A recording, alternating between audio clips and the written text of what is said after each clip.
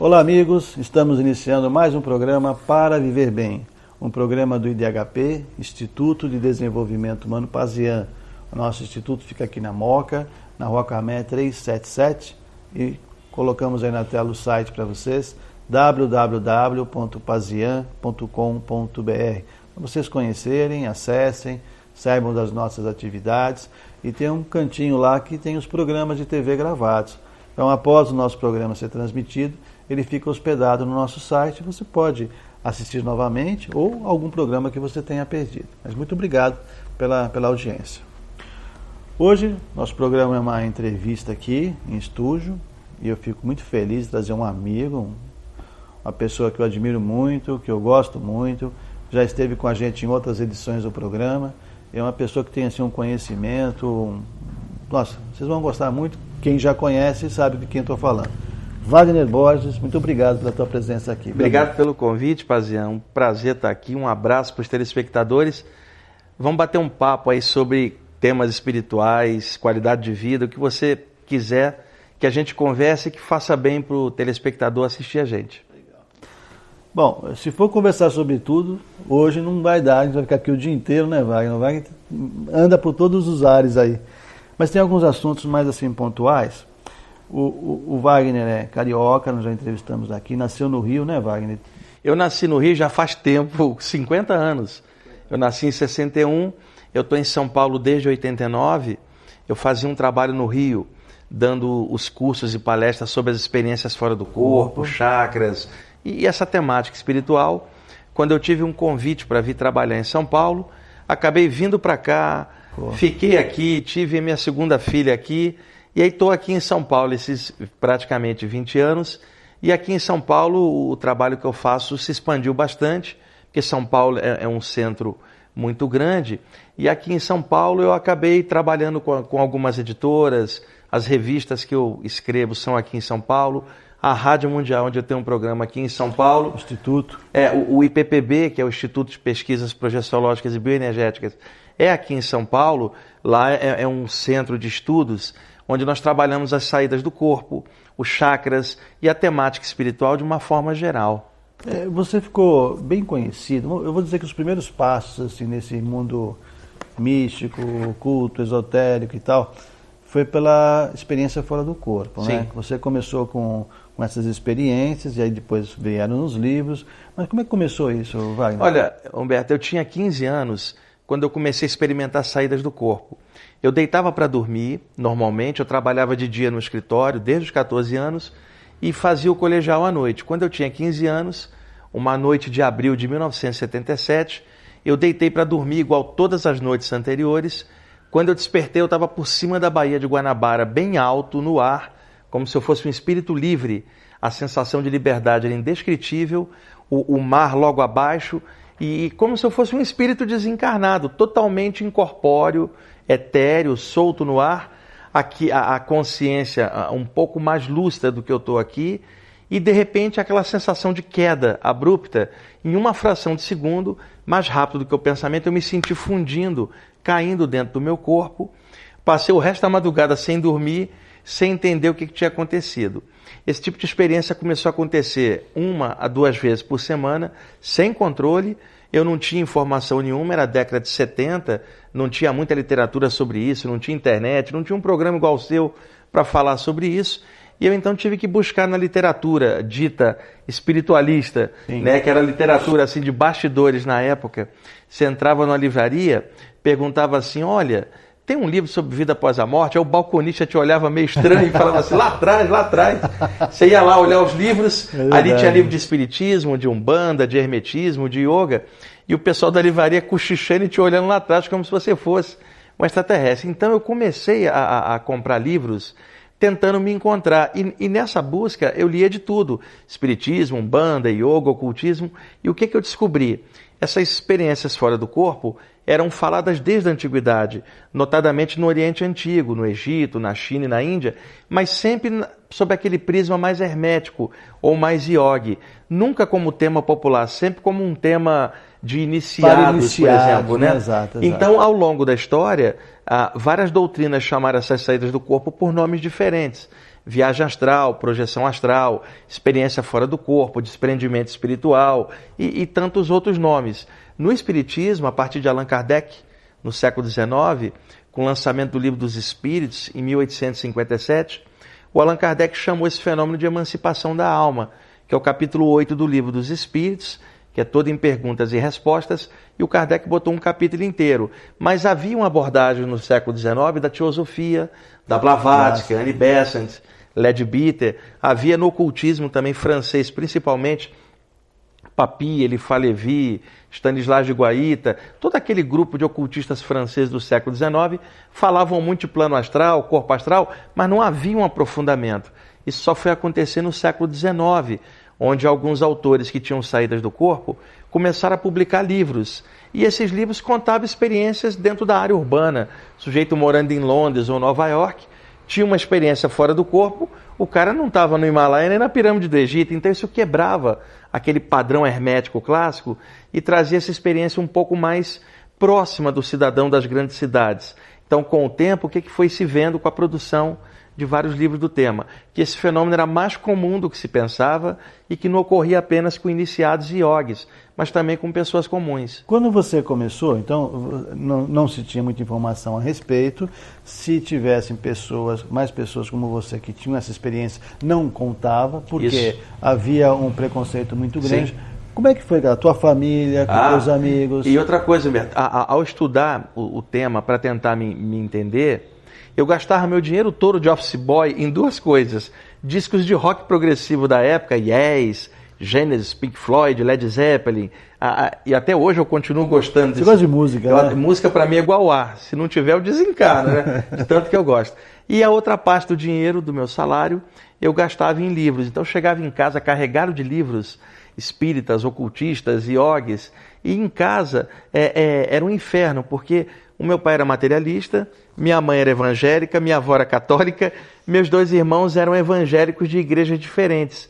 Então imagina, eu tendo saídas do corpo nessa casa, minha mãe e minha avó, uma era evangélica, a outra era católica, elas se odiavam em nome de Cristo, Humberto. Né? E elas não concordavam nunca em nada, por motivos ideológicos. Mas havia uma única exceção. A única coisa que elas concordavam: esse garoto está com o diabo. Imagina, então eu sofri uma pressão dentro de casa, meus irmãos não falavam comigo, minha mãe e minha avó achavam que eu estava endemoniado e o meu pai achava que eu estava maluco. E eu chegava em casa carregado de livros. Um dia eu cheguei em casa, minha mãe tinha espalhado meus livros em cima da cama e estava pronta para picotá-los em nome de Jesus. Aí eu tinha 16 anos, já era um jovem forte, ela não conseguia mais me segurar. Eu peguei a Bíblia dela, peguei um facão, me lembro até hoje, falei assim: se você encostar no meu livro, eu picoto sua Bíblia inteira. E aí ela largou os livros, falou: nunca mais eu toco nos seus livros. Eu falei: tá, nunca mais toco na sua Bíblia, me respeita que eu te respeito.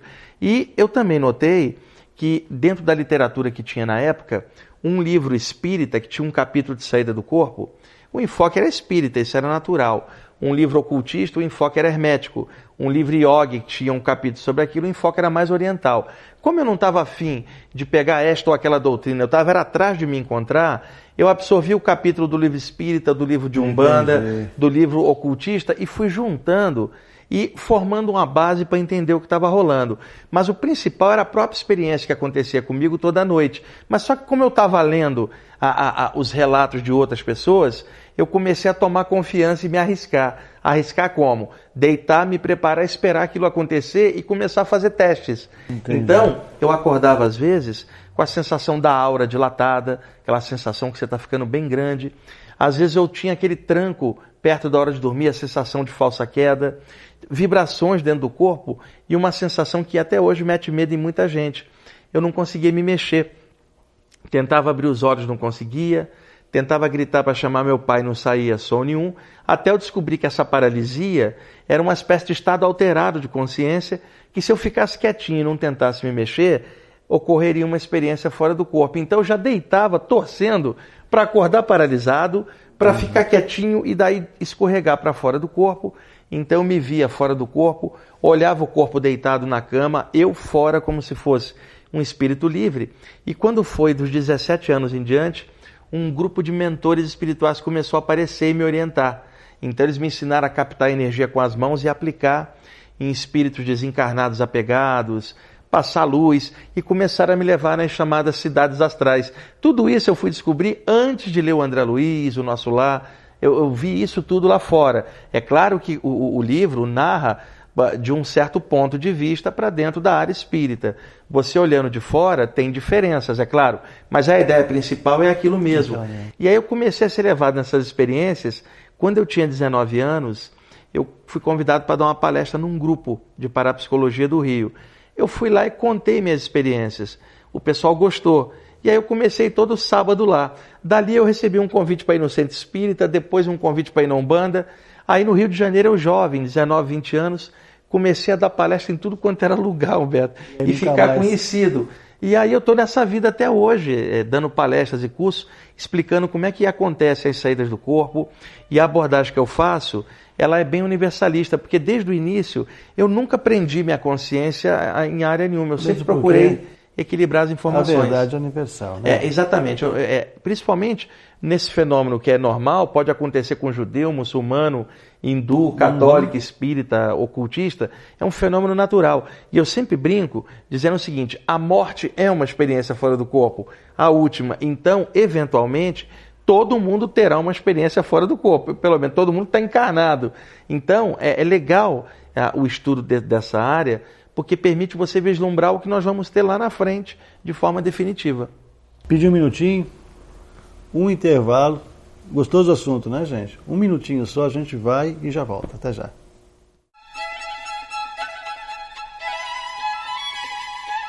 IDHP, Instituto de Desenvolvimento Humano Pazian. Aqui você encontra acupuntura estética facial, terapia floral, aulas de yoga, coach pessoal e outras atividades. Conheça o nosso instituto, Rua Camé, 377, na Moca. Acesse o nosso site www.pazian.com.br ou ligue para 2591-9876. Venha conhecer-nos. IDHP. Para viver bem. Fonte de pensamentos e reflexões que ajudam a superar momentos difíceis.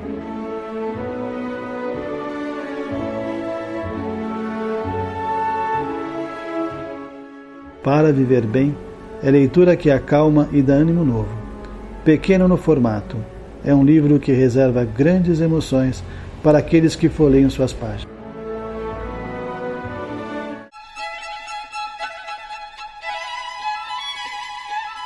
Estamos de volta com Para Viver Bem, um programa de IDHP. Lembrando que o apoio cultural desse programa é do Instituto Vera Lúcia Cardoso. Ao Caio, Rafael, um abraço, que são os diretores desse instituto que nos possibilitam realizar esse programa. Hoje estamos aqui com Wagner Borges, que é diretor de um outro instituto, que é o IPPB. Agora você explica, porque é uma palavra muito difícil, Instituto... Instituto de Pesquisas Projeciológicas e Bioenergéticas. Às vezes as pessoas perguntam assim, Beto, por que esse nome? Quando eu vim do Rio para cá, o grupo que me trouxe queria montar um instituto de pesquisas de projeção da consciência, saídas do corpo, e foi criado esse nome. Para mim, nome é uma coisa que eu nunca me importei. Na verdade, é um grupo de estudos da temática espiritualista em geral, com enfoque principal em cima das saídas do corpo. Aqui em São Paulo, no Ipiranga. No bairro do Ipiranga, na Rua Gomes Nogueira, 168. Inclusive, nós temos um site enorme na internet, eu posso dar o endereço aqui, www.ippb.org.br. Lá tem muitas informações sobre saídas do corpo. O site é enorme, eu me preocupo muito em alimentar o site com informação. A abordagem é bem universalista, ela não pende para esta ou aquela área, mas a abordagem é espiritual, no sentido aberto da expressão. Então as pessoas encontram lá temas que vão desde o hermetismo clássico do Antigo Egito até a parte do yoga da Velha Índia, tem temas modernos da parapsicologia, da conscienciologia, tem coisas espíritas, de Umbanda, é uma mescla geral de um monte de coisas. Quando eu fui lá no Instituto, até uma vez eu fui lá rezar uma palestra, convidado por você, e eu lembro que, não sei se ainda é assim, uma parede tinha quadros. É assim. Mas é quadros de todas as religiões, de todas as seitas, organizações, né? Um representante. Eu falei, pô, tá todo mundo aqui. Ali eu ganhei muitos quadros ao longo da vida, muitos artistas que estudavam comigo faziam quadros, me davam. Então, lá tem desde Jesus até Buda, o Pai Joaquim, Iemanjá, extraterrestre, o Yogi e tal, né? Sendo da luz, tá dentro. Você falou que todos, pelo menos uma vez, vão fazer uma projeção, né? Que é a morte.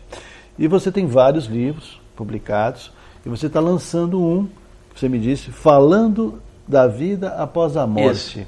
Eu vou pedir para o Danilo colocar na tela a capa do livro. Bom, eu não vou perguntar do que fala o livro, mas assim, um pouquinho do conteúdo do livro. Eu me preocupei ao longo dos anos em escrever textos que ajudassem as pessoas que perderam alguém. As pessoas feridas pela perda de alguém, pela morte, um ente querido. Então eu escrevi textos para levantar o astral da pessoa, mas não aquele tipo de consolação religiosa. Não, eu quis fazer um livro aberto para todo mundo. Então, um livro de esclarecimento, chamando a pessoa de volta para a vida e falando da questão da vida após a morte, com bom humor, com alto astral e fazendo a pessoa pensar, inclusive, para poder transformar esse momento de perda numa lição, num aprendizado, para tocar a bola para frente. Porque, eventualmente, a pessoa também vai passar por isso. Eu, você e todas as pessoas. Só morre o que está vivo.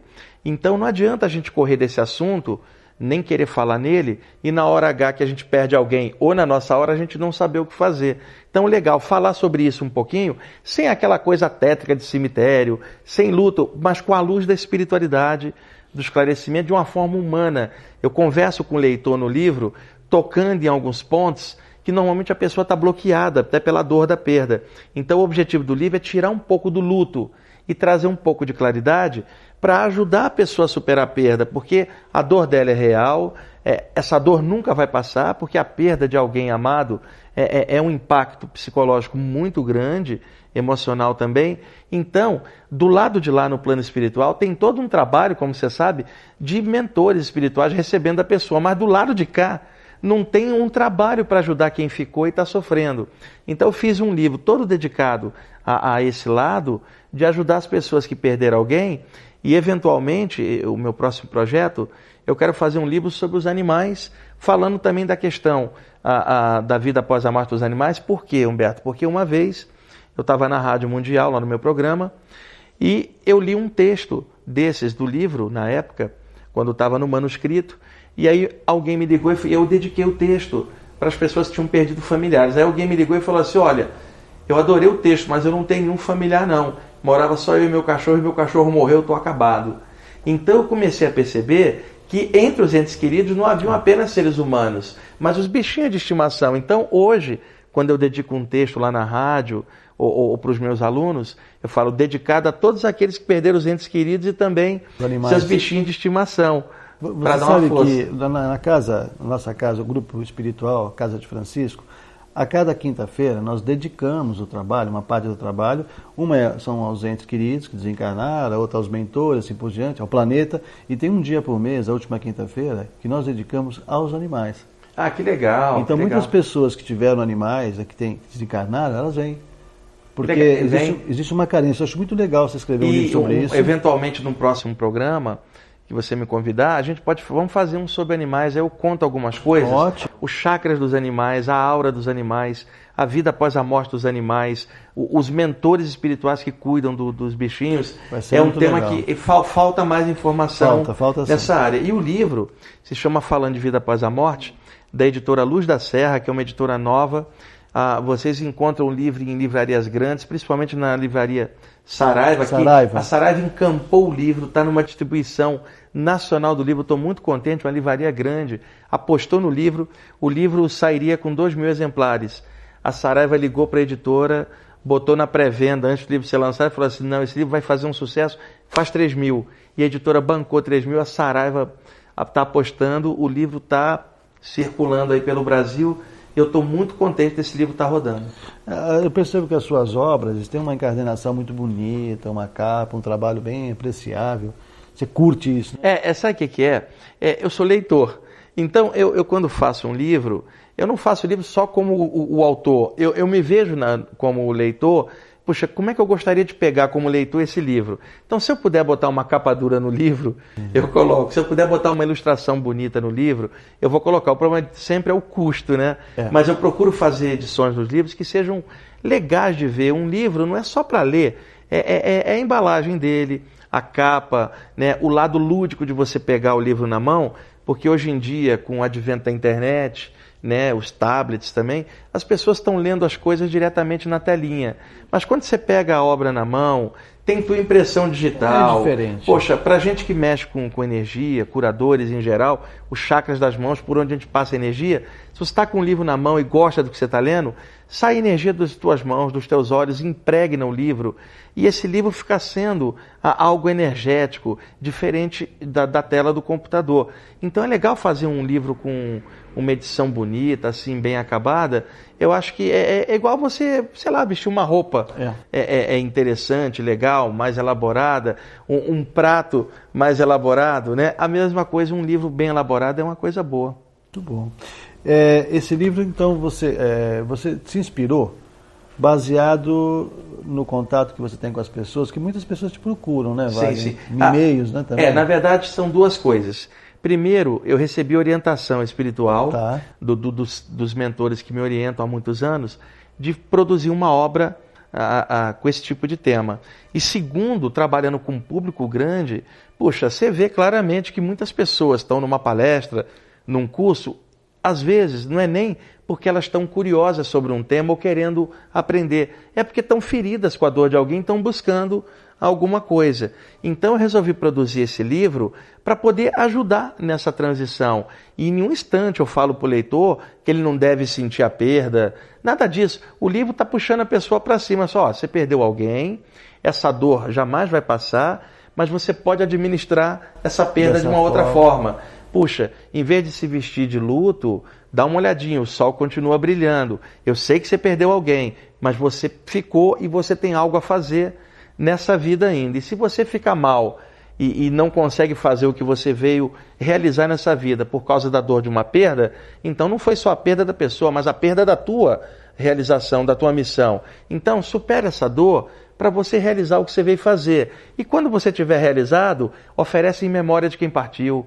Outra, em vez de fazer uma estátua, que é uma homenagem legal, ou fazer isso ou aquilo, ajuda alguém em nome da pessoa que partiu, ajuda alguém vivo, ajuda um orfanato, ajuda um asilo, e fala, olha, estou ajudando em memória do meu amor que partiu. Em lugar de botar algo parado de cimento, ajuda um outro ser humano vivo em nome daquele que partiu. Você quer ver, baseado nesse exemplo, eu disse que o nosso apoio cultural é do Instituto Vera Lúcia Cardoso, né? Vera Lúcia Cardoso foi a mãe aqui em vida, a mãe do Caio e do Rafael, que realizam em nome da mãe deles.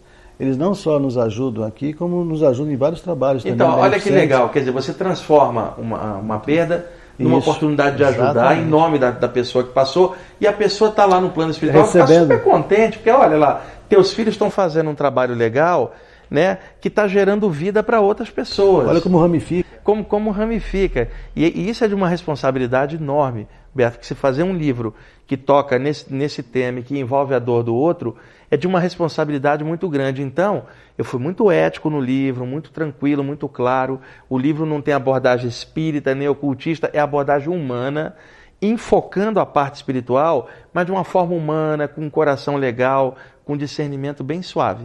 Muito bom. Gente, falando da vida, da ou de? De vida após a morte. Falando de vida após a morte. Editora Luz da Serra. Põe na tela de novo, Danilo. Pronto. A capa ficou muito bonita. Agora me diz uma coisa, lá no Instituto você ministra cursos, as pessoas que quiserem participar dos seus cursos... Pode entrar em contato pelo telefone 2063-5381 aqui em São Paulo, ou lá no site tem todo o tutorial com a informação, www.ippb.org.br. Eu faço palestras gratuitas todas as sextas-feiras há 25 anos, lá. Primeiro no Rio e depois aqui em São Paulo. As palestras são às 20 horas da noite. Eu abordo toda essa temática que eu estou batendo papo aqui. Eu também faço palestras em vários lugares diferentes, desde centros espíritas a grupo de Umbanda, escolas, lojas maçônicas. Pela abordagem humana e universalista que eu faço, eu entro em todos os lugares. Inclusive, se algum grupo quiser eventualmente uma palestra, eu estou à disposição, faço a palestra sempre com entrada franca, é só organizar com antecedência. Bacana. Lá tem quem atenda? Tem quem atenda o telefone, passa toda a informação, inclusive lá no IPPB tem aulas de yoga, tem vários cursos gratuitos sobre temas espirituais variados. Tem um pessoal muito legal lá trabalhando com a gente. Tem curso de reiki também. O que atrapalha lá é o Vitor, né? O Vitor faz um trabalho xamânico maravilhoso. Tem um também. Programa gravado também. O Vitor tem uma roda de cura xamânica lá onde ele faz um trabalho muito bonito. Bacana. Quanto tempo nós temos? Meu amigo, você vê o tempo, eu não... Passa rápido, né? Mas é muito bom, viu? É sempre muito bom tê-lo aqui. Vou esperar um pouco. Me convida novamente que eu venho aqui pra gente falar conversar sobre mais. Os animais. E sobre os animais seria um tema muito lindo. Muito obrigado, viu? Eu que te agradeço por ter vindo, tá? Gente, vamos colocar na tela novamente o Instituto. É que é muito instituto, né? Confunde um pouco. O IPPB é onde fica o Wagner Borges. O IDHP é o nosso instituto. E o Instituto Vera Lúcia Cardoso é quem patrocina o programa. Que bom que existem institutos, né, para nos ajudar na nossa evolução. O nosso site fica aí na tela, pazian.com.br, para você poder assistir novamente esse programa. Se precisar revê-lo, né, está disponível no site. Se quiser entrar em contato com o Wagner, o site dele também já foi colocado. Ou entre em contato com a gente que nós retransmitimos. Muito obrigado pela sua participação. Semana que vem, nesse mesmo horário, nesse mesmo canal, nós estaremos de volta com Para Viver Bem. Até lá.